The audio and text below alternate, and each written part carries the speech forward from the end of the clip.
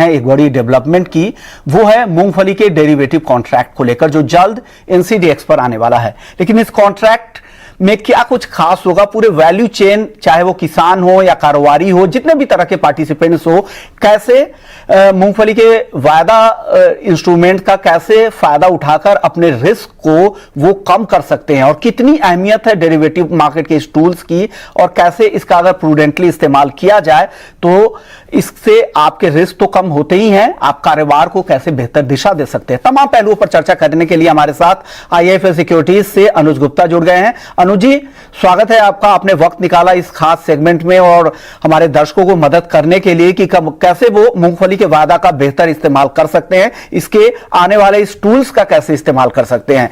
मूंगफली के किसान हो, कारोबारी हो, कोई भी पार्टिसिपेंट्स हो, उनके लिए किस तरह के रिस्क मौजूद रहते हैं, और कीमतों में जो अनावश्यक तौर पर जो काफी उतार चढ़ाव देखने को मिलता है, ऐसे में क्या प्राइस रिस्क मैनेजमेंट के लिए ये मूंगफली का जो फ्यूचर कॉन्ट्रैक्ट होगा वो कैसे गेम चेंजर साबित हो सकता है, एक केस स्टडी के जरिए अगर समझा दे आसान भाषा में, ताकि हमारे किसान भाई भी आसानी से समझ पाए।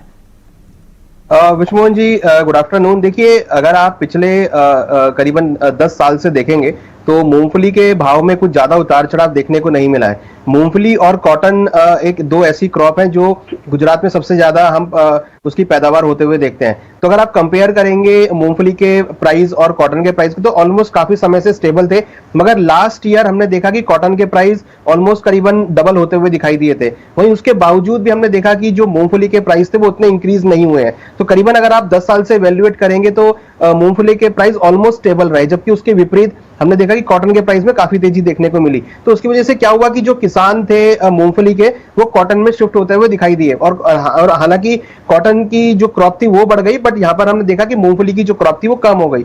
तो कहीं ना कहीं वायदा ना अवेलेबल होने की वजह से जो किसान थे, जो मूंगफली के किसान थे, वो अपने को सही तरीके से हेज नहीं कर पाए। तो अगर उनके पास उस टाइम पर अगर फ्यूचर कॉन्ट्रैक्ट अवेलेबल होता, तो अगर उनको प्राइस नहीं मिल रहा था तो वो अपनी पोजीशन को फ्यूचर्स मार्केट में बेचकर हेज कर सकते थे। और कहीं ना कहीं जो डाइवर्सिफिकेशन वाली बात थी, क्रॉप डाइवर्सिफिकेशन की, वो यहाँ पर नहीं आती। हमने देखा है कि जो ओवरऑल अगर आप देखेंगे तो गुजरात जो है वो करीबन 40% पूरी इंडिया की क्रॉप का जो है कंट्रीब्यूट करता है। और हमने देखा कि कहीं ना कहीं गुजरात में मूंगफली के अच्छे रेट ना मिलने की वजह से, राजस्थान में अच्छे रेट ना मिलने की वजह से जो एकरेज है वो सारी कॉटन में शिफ्ट होती हुई दिखाई दी। तो ये एक सबसे बड़ी केस स्टडी है जिसमें हमने ये देखा कि अगर फ्यूचर कॉन्ट्रैक्ट अवेलेबल होते तो किसानों को कहीं ना कहीं हेज करने के लिए बेनिफिट मिलता। किसान ट्रेडिंग करके यहाँ पर अपना बेनिफिट कमा सकते थे। किसान हेज करके अपना जो प्राइस जो नीचे आ रहा था, जो स्टेबल था, उससे यहाँ पर प्राइस को मोमेंटम ले सकते थे। तो कहीं ना कहीं जो प्राइस में मोमेंटम होता है वो कहीं ना कहीं हमें देखा जाता है कि फिजिकल मार्केट में सबसे ज्यादा किसानों के लिए फायदेमंद होता है। और वो मोमेंटम अगर नहीं है तो किसान जनरली शिफ्ट होते हुए दिखते हैं, जो कि हमने ग्राउंड नट के केस में आता हुआ देखा। तो मुझे लगता है कि अब जो ये कॉन्ट्रैक्ट लॉन्च हो रहा है तो कहीं ना कहीं इससे किसान जो है, जो मूंगफली के किसान है, क्योंकि मूंगफली एक ऐसा प्रोडक्ट है, मूंगफली का तेल एक ऐसा प्रोडक्ट है जो भारत एक्सपोर्ट भी करता है। हमने देखा रिसेंटली चाइना में ड्रॉट की वजह से जो मूंगफली का प्रोडक्शन था चाइना में कम हुआ, तो जो सारी डिमांड थी वो इंडिया की तरफ शिफ्ट होती हुई दिखाई दी। हमारे जो एक्सपोर्टिंग कंट्री जैसे साउथ अफ्रीका, यहाँ पर हम एक्सपोर्ट करते हैं, यूरोप में हम एक्सपोर्ट करते हैं। तो अगर अब फ्यूचर कॉन्ट्रैक्ट आता है और अगर मोमेंटम मिलता है, क्योंकि डिमांड बहुत है इसकी और अगर सप्लाई यहाँ पे कम है तो प्राइस बढ़ने चाहिए। तो कहीं ना कहीं मुझे लगता है कि अब जो फ्यूचर कॉन्ट्रैक्ट यहाँ पर अब लॉन्च होगा एनसीडीएक्स में, उससे जो किसान लोग हैं वो अपने को हेज कर पाएंगे। और एक रिस्क मैनेजमेंट जो प्राइस के ना बढ़ने से या प्राइस के गिरने से जो रिस्क मैनेजमेंट होता है उसको तरीके से वो हेज कर सकते हैं एक्सचेंज के प्लेटफॉर्म से। सर, मैं फंडामेंटल्स पे बाद में आऊंगा कि कौन कौन से फंडामेंटल्स है जो मूंगफली की कीमतों को प्रभावित करते हैं। पहले इंटरनेशनल फैक्टर्स को समझ लेते हैं, क्योंकि कोई भी जो पार्टिसिपेंट, पूरे वैल्यू चेन को इसकी जरूरत होती है। तो कौन कौन से अहम चीजें, कौन कौन से अहम फैक्टर्स होते हैं ग्लोबली जिस पे हमें नजर रखनी चाहिए? देखिए, ग्राउंडनट ऑयल सबसे बड़ा पार्टिसिपेट करता है एडिबल ऑयल में। तो एडिबल ऑयल की जो डिमांड सप्लाई है ग्लोबल के अंदर, वो सबसे ज्यादा यहाँ पे रोल प्ले करती है। वहीं चाइना की जो प्रोडक्शन है, क्योंकि चाइना भी बहुत बड़ा कंट्रीब्यूट करता है, करीबन आप देखेंगे तो करीबन 17 मिलियन टन के आसपास का इनका प्रोडक्शन है। तो चाइना का जो प्रोडक्शन है वो भी यहाँ पे काफी रोल प्ले करता है। तीसरा पॉइंट है कहीं ना कहीं जो हम एक्सपोर्ट करते हैं साउथ अफ्रीका में या यूरोप में, तो जो इंटरनेशनल मार्केट की डिमांड है वो यहाँ पे सबसे ज्यादा आगे एक अगेन फैक्टर है जो कि रोल प्ले करता है। तीसरा इंपॉर्टेंट है मॉनसून, क्योंकि कहीं ना कहीं इंडिया के अंदर जो मॉनसून है और वैश्विक स्तर पे जो वेदर कंडीशन है वो यहाँ पे सबसे ज्यादा इंपॉर्टेंट रोल प्ले करती है। और ओवरऑल एडिबल ऑयल मार्केट का जो फंक्शन है, एडिबल ऑयल मार्केट की जो कंडीशन है, सिचुएशन है, वो यहाँ पे रोल प्ले करती है। हमने देखा पिछले एक साल में सभी एडिबल ऑयल के प्राइसेस नीचे गिरते हुए दिखाई दिए, तो हमने देखा कि वैश्विक स्तर पर भी ग्राउंडनट के भावों में कुछ ज्यादा खास तेजी देखने को नहीं मिली। तो ओवरऑल एडिबल ऑयल का, एडिबल सेक्टर की जो पूरी स्टोरी है, जो पूरी प्राइस परफॉर्मेंस है, या पूरे वैश्विक स्तर पे जो कंडीशन है, वो भी इस ग्राउंडनट ऑयल को इफेक्ट करती है। तो ओवरऑल अगर फंडामेंटल्स की बात करें, ऐसी कौन कौन सी खबरें हो गई, जैसे सोइंग से लेकर फ्लावरिंग और आगे के स्टेज की, मॉनसून का आपने जिक्र किया, इंटरनेशनल फैक्टर, और कौन कौन से ऐसे बच जाते हैं फैक्टर्स जो फंडामेंटली हमें देखने चाहिए, उन खबरों पे नजर रखनी चाहिए ताकि भाव का पहले से हम प्रिडिक्ट कर पाएं और उस हिसाब से अपने पोजीशन भी डेरिवेटिव मार्केट में ले पाएं।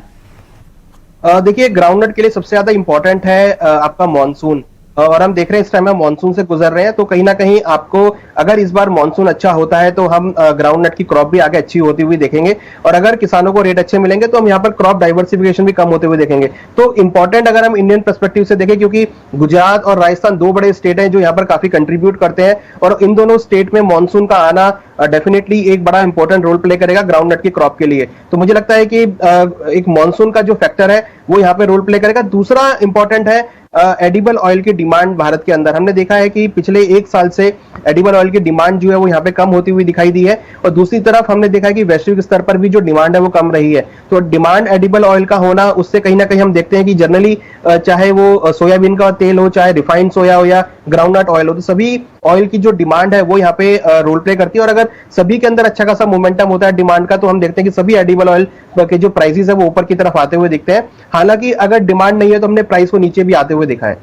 छोटा अब एक जवाब आपसे एक और चाहूंगा कि कैसे डेरिवेटिव टूल्स की मदद से जो भी पार्टिसिपेंट्स हो, चाहे वो एक्सपोर्टर हो, बायर हो, स्टॉकिस्ट हो, चाहे वो जो भी कंज्यूमिंग पार्टिसिपेंट्स हो, कैसे वो सिस्टमैटिक तरीके से खरीदारी कर सकते हैं डेरिवेटिव मार्केट में।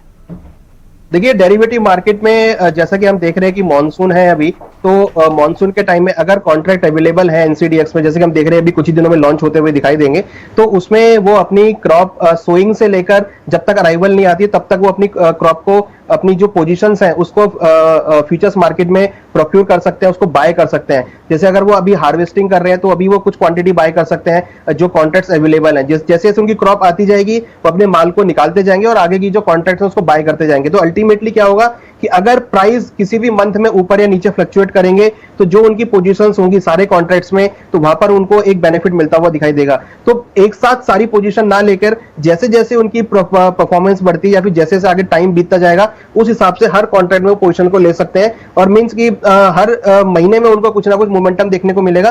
तो अल्टीमेटली जो उनकी कॉस्टिंग है वो यहाँ पर उनकी मैनेज होती हुई दिखाई देगी, क्योंकि क्रॉप के आने से पहले इंपॉर्टेंट होता है किसान के लिए कॉस्टिंग को मैनेज करना। तो अगर किसान अपनी कॉस्टिंग को मैनेज कर लेता है तो उसको कहीं ना कहीं एंड प्रोडक्ट का जो प्राइस है वो उसके लिए काफी बेनिफिट वाला होता है। तो मुझे लगता है कि अगर किसान सोइंग से लेकर ही वायदा व्यापार को देखे और वायदा व्यापार के जो कॉन्ट्रैक्ट है उसके प्राइस के अकॉर्डिंग अपनी पोजीशन को बनाना स्टार्ट करे, अपनी पोजीशन को हेज करना स्टार्ट करे, तो उसके लिए फाइनली जो है वो फायदेमंद रहता है।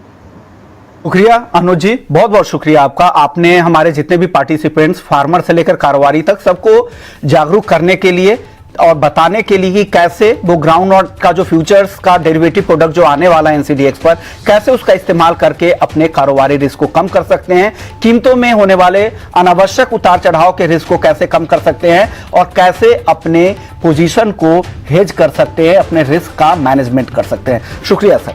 चलिए इस खास